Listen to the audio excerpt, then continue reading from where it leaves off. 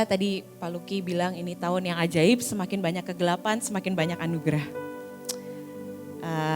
Dan kemarin kami ke USA, sangat buru-buru saudara, sampai sempat bilang waktu itu sama Kak Puji, sama Kak Evi, kita pergi ke bangsa-bangsa, pergi ke Amerika yang terbangnya 24 jam, itu kayak pergi ke Kalimantan rasanya saudara. Kenapa? Karena baru beli tiket kira-kira 3 hari sebelumnya, baru pemetaan 2 hari sebelumnya, dan itu buru-buru. Dan saya pikir gini, wah Tuhan benar-benar tahun ini membawa kita dalam satu next level. Saya rasa ini benar-benar upgrade buat Mahanaim dan Bahtera. Mungkin abis ini kita teleport kali saudara ya, karena ke bangsa-bangsa aja dalam waktu 3 hari gitu langsung jus. Apalagi mungkin nanti abis ini Tuhan akan bawa kita dalam sekejap langsung pergi. Tapi Tuhan itu terus-terusan berkata, ini tahun yang ajaib, supranatural, sama kayak yang tadi Pak Luki katakan, ini tahun yang gak bisa di tengah-tengah. Tapi ini juga tahun keputusan, atau yang Yoel bilang the valley of decision. Sebuah tahun penentuan yang luar biasa, saya rasa seperti yang tadi Ibu bilang di awal, ini penentuan buat banyak bangsa-bangsa. Dan karena iblis tahu ini penentuan dan kita semua, kita diutus untuk pergi dan menggumulkan, mendoakan, mengawal bangsa-bangsa sehingga iblis kalap sampai dia lakukan teror yang seperti itu. Tahun ini Tuhan berkata salah satu yang menolong kita adalah pada saat kita upgrade. Kita bisa upgrade dalam hal misalnya kita baca Alkitab, kita bisa upgrade dalam hal kita bahasa roh setiap hari, jam doa kita dan lain sebagainya. Tapi ada satu hal yang kemarin Tuhan itu tiba-tiba bilang begini, upgrade di cara kita melihat. Saya boleh minta PPT-nya? Oke, saudara bisa lihat apa di sini? Angka berapa saudara?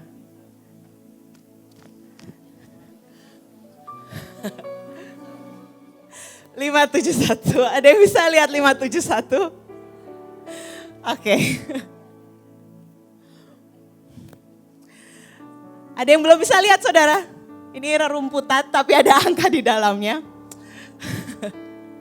Gak apa-apa saudara kalau gak bisa lihat ya, nanti dicoba lagi. Oke, boleh next. Mata, tergantung mata katanya. Faktor urapan. Oke. 1 Samuel 17, 24, 28, 34, 37. Saya mau bacain cerita yang sering diceritakan di sekolah minggu hari ini.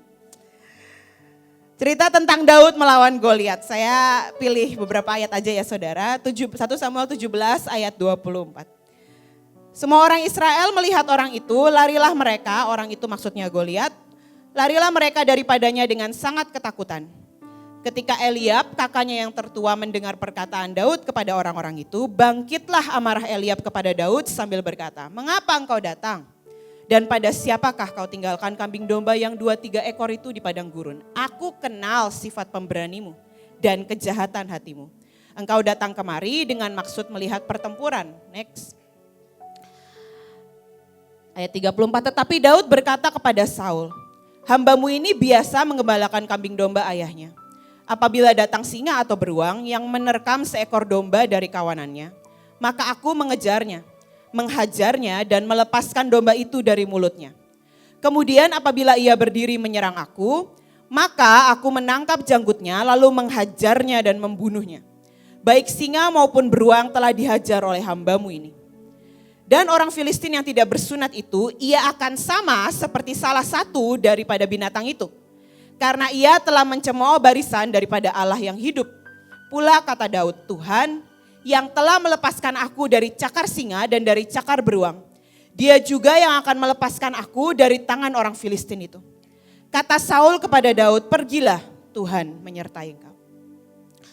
Waktu saya baca ayat ini, Tuhan itu berkata, kamu tahu enggak faktor kemenangan pertama Daud itu apa? Ada banyak faktor yang membuat Daud menang. Pak Agung pernah khotbahkan tentang yang namanya Efes Damim. Hari itu Goliat berdiri di Pas Damim, di Efes Damim, dan itu adalah batas darah. Jadi sebenarnya perjanjian darah itu membuat ketika Goliat melanggar batas itu, maka itu sudah sebenarnya death penalty buat buat Goliat di hadapan Tuhan. Kalau orang ngerti perjanjian maka dia tahu nih Goliat bentar lagi juga mati. Mau senjatanya apapun dia juga mati karena dia sudah langgar perjanjian. Tapi juga ada faktor lain yaitu batu. Karena Daud sangat pengalaman dan dia sangat, saya yakin dia sudah latihan berkali-kali. Dan dia punya proses dengan Tuhan sehingga dia sudah terbiasa melawan raksasa-raksasa dalam bentuk binatang seperti beruang dan singa dalam hidupnya. Tapi ada satu faktor utama adalah ketika dia sedang berbicara dengan Saul dan kakak-kakaknya. Dia berkata, aku terbiasa mengembalakan kambing domba. Dan orang Filistin yang gak bersunat itu akan jadi seperti salah satu binatang yaitu singa dan beruang. Kenapa? Karena ia telah mencemooh barisan daripada Allah yang hidup. Tuhan yang telah melepaskan aku akan melepaskan aku juga daripada Goliat ini. Saya melihat Daud punya cara melihat yang berbeda dan hari ini saya lihat dalam hidup Daud, dalam perjalanan hidupnya berkali-kali gak cuma waktu dia melawan Goliat tapi dia punya cara melihat yang berbeda. Waktu dia dikejar-kejar mau dibunuh sama anaknya sendiri karena Tuhan membiarkan dia menanggung akibat dosanya. Waktu dia dikejar-kejar mau dibunuh sama Absalom, ada satu orang namanya Simei mendatangi Daud dan dia mengejek-ngejek Daud. Orang udah kena musibah, mau dibunuh anaknya sendiri, diejek-ejek, dikutukin sama Simei. Dan waktu Simei mengutuki dia, Daud punya cara melihat yang berbeda sehingga dia berkata, waktu ada satu penjaganya bilang sama dia, saya bunuh aja ya nih orang, kurang ajar banget sama raja. Dan Daud berkata, enggak, mungkin Tuhan memang sedang mengutuki aku, karena aku memang bersalah. Biarkan saja dia lakukan itu. Dan dia punya cara melihat yang berbeda-beda ketika hari itu, karena Tuhan menyambar Usa, dan dia tidak jadi membawa tabut ke kota Daud. Dan tabut akhirnya membuat rumah Obed-Edom diberkati. Daud punya cara melihat yang berbeda dan dia berkata, wah aku salah. Dia enggak marah, dia enggak iri sama Obed-Edom, dia berkata aku salah. Karena itu aku akan lakukan lebih gila lagi dari yang dulu aku pernah lakukan. Bahkan dia sampai diejek, saya yakin hari itu yang ngejek dia bukan cuma Mika, istri pertamanya. Tapi dalam hati mungkin banyak orang di sana yang mengejek-ngejek Daud. Tapi dia punya cara lihat yang berbeda. Dan hari ini Tuhan berkata, ini tahun kita bisa upgrade dalam banyak hal. Tapi salah satunya upgrade dalam cara kita melihat. Amin saudara. Saya rasa kemarin kita pergi ke Amerika terburu-buru itu membuat musuh tidak mendetek kedatangan kami. Karena dengan sangat tiba-tiba kami pergi, belum sempat perang di udara, belum sempat apa-apa gitu ya istilahnya. Pemetaan juga diselesaikan waktu saya di pesawat, saudara puji Tuhan dapat pesawat yang ada wifi. Jadi sambil Tuhan ini kayaknya masih ada yang kurang walaupun udah minta tolong Sir Daniel Ferry yang sudah isi cawan dari kapan Sir? Bulan Februari tahun lalu ya Sir. Udah dibantuin pemetaan dari Cihani yang di Amerika dan lain sebagainya tapi Miss Ella juga ikut bantuin, aduh apa ya Tuhan ada something.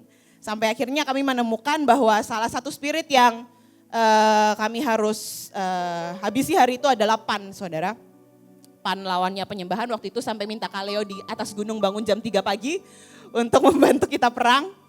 Walaupun lagi liburan, terima kasih Kaleo. Ternyata PAN itu, saya juga baru ngeh waktu baca-baca PAN itu asal kata dari pandemik. Yang sedang terjadi hari-hari ini, asal kata dari panik yang sedang disebarkan hari-hari ini. Dan yang bikin saya kaget dari salah satu artikel sejarah yang saya baca adalah artikelnya bilang begini, kalau PAN mati, maka gereja bangkit. Dan itu buat saya ini parah sih. Berarti ini benar-benar lawan face to face gitu dengan PAN. Nah sama sejarahnya, PAN itu adalah, saudara kalau lihat, kalau ada di film-film baik bukan cuma Kristen tapi dimanapun kalau mereka gambar iblis maka mereka akan gambar sosok hitam bertanduk dengan ekor bertanduk ya saudara. Kalau saudara lihat gambar-gambar iblis seperti itu yang biasa digambarin ke anak-anak itu adalah terinspirasi dari gambar PAN ternyata saudara.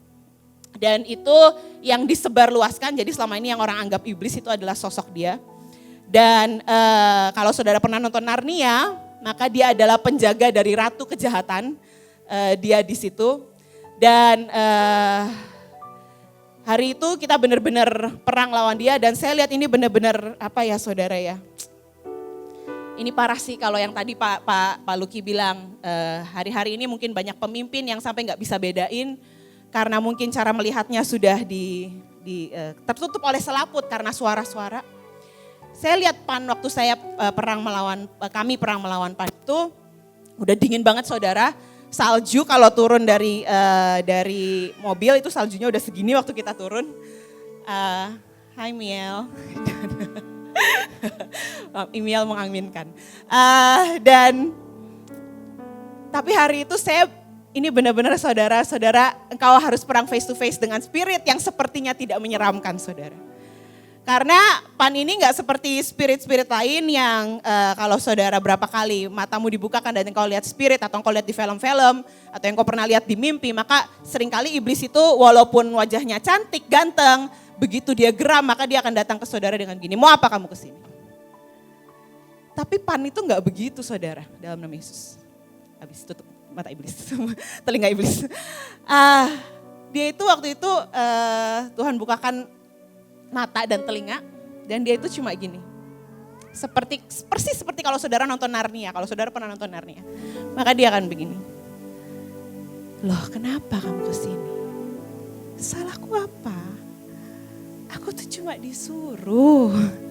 Salahku apa? Gak apa-apa kok. Dan dia dengan santai duduk sepertinya gak ada apa-apa. Saya bilang gini, gila ini spirit. Ini seperti sesuatu yang disebarkan hari-hari ini saudara. Kepanikan, tapi mereka menawarkan solusi yang membuat orang tenang. Kalau ada vaksin maka kamu tenang. Dan dunia menawarkan ketenangan semu. Padahal Tuhan berkata tahun ini engkau harus tenang.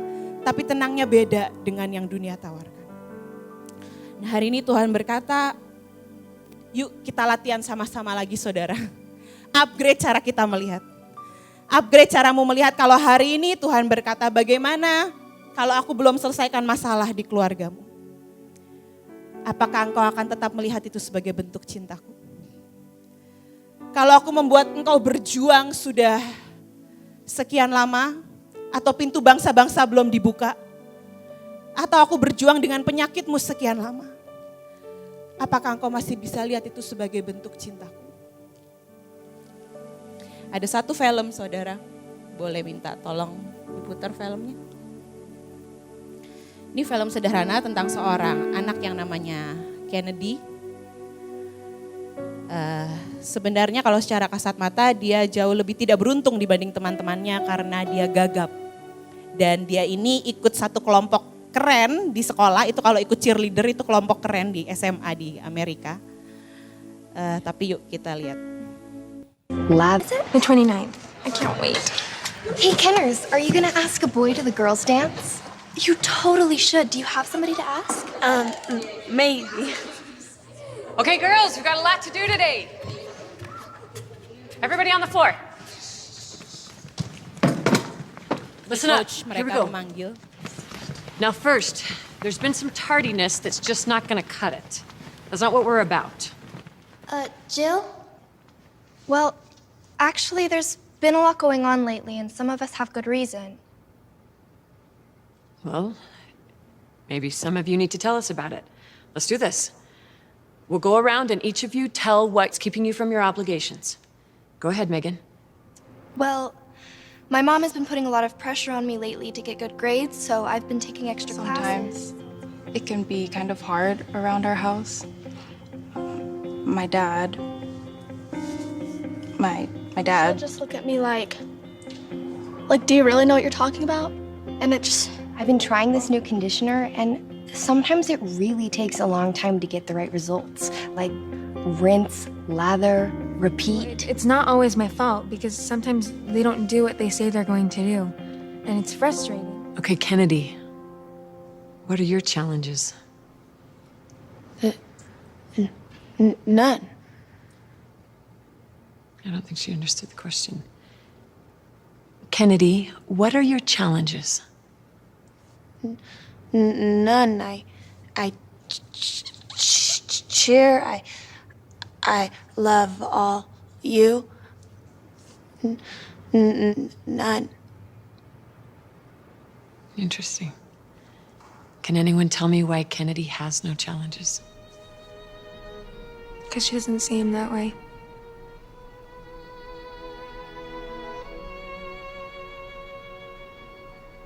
I think with one word, Kennedy has taught us a ton about challenges.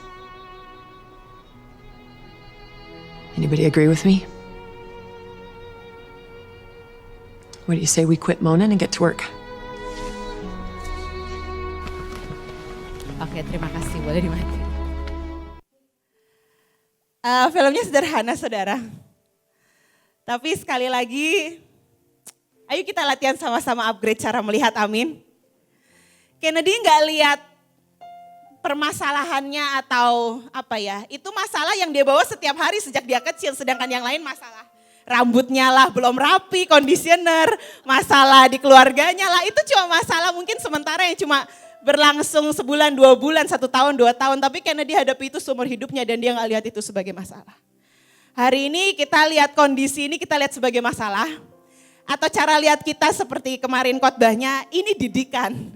Tuhan lagi latih, Tuhan lagi bawa kita terbang, Tuhan lagi bawa kita meroket, Tuhan lagi bawa kita untuk punya iman yang giant, dan Tuhan lagi bawa kita untuk sungguh-sungguh menaklukkan bangsa-bangsa dan buat iblis sangat-sangat kalap, karena dia tahu death penalty atau hukuman mati dia sudah di depan mata. Dan kitalah orang-orang yang akan mengalahkan dia dengan cara melihat kita, amin, amin.